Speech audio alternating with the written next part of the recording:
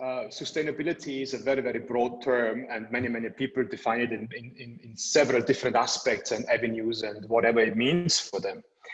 What we have done is we have looked around us. I'm talking to you out of Singapore, and we are basically Singapore is sandwiched between the two largest palm oil producers in the world, Malaysia and Indonesia. And if you go on a road trip from Singapore to KL, you will see palm plantation after palm plantation after palm plantation, and it got us going to think about, so what's happening here, right? So of course we have lost primary forest already, but what is happening now? So in that context, we actually started to worry about degraded arable land, because intensive agriculture leaves a lot of land unproductive behind. And if I may, I just share a few data points that probably are not in day-to-day discussion. So as you probably know, 2.6 billion people today are still directly connected to agriculture on a global basis. So we kind of seem to forget that, particularly in the developed world, because you see probably a village and then you have 3 farmers there. But 2.6 billion people are still directly connected to agriculture and make a living off it. Interestingly, 74% of these people are the poorest of the poor. And because they are so poor, they are living off very, very small land parcels, sometimes a couple of acres. And that's how they have to make ends meet for themselves.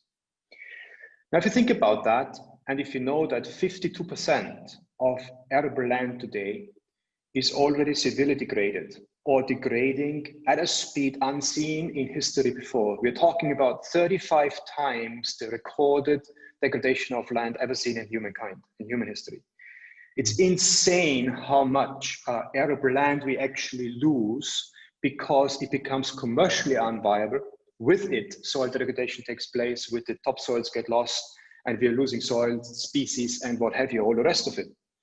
Now, if you translate that into some sort of a bite-size indicator, then probably it's worthwhile remembering that this actually represents 23 soccer fields every minute on a global basis, is what we lose of arable soil.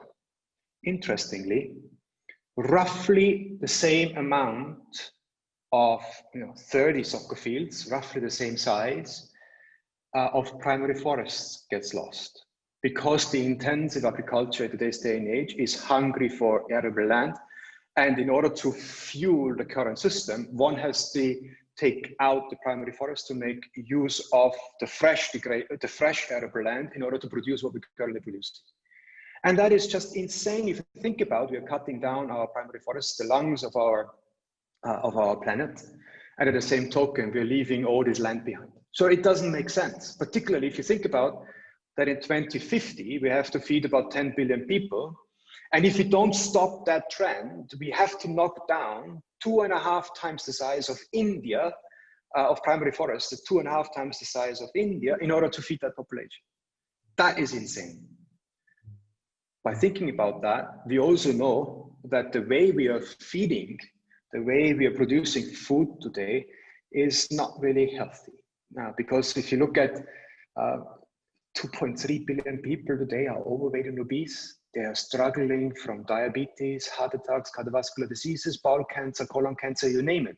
They're all related to the diet that we are consuming. 2.3 billion people. About 800 pre-COVID, that number has grown. 800 million people are hungry. They starve. It's a very, very bad figure.